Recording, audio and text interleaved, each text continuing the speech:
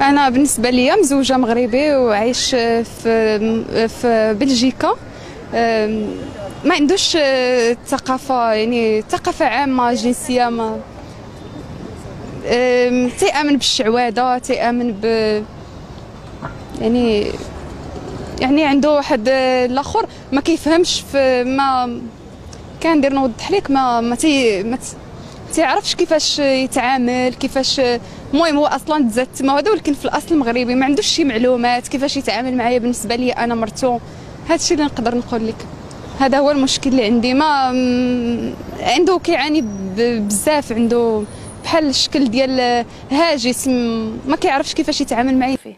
بحال هاد المراه هادي اللي قالت دابا بزاف د الحوايج، انا كيبان لي راجل ديالها ما مقنعاش بزاف، فهمتي؟ ما كون كان مقنعه ما تقولش هذيك الهضره، تجي عندي انا وتفرج.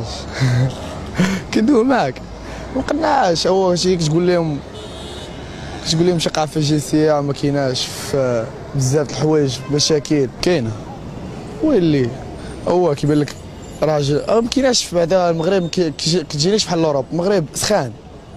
اشنو هو سخان؟ واه بزاف.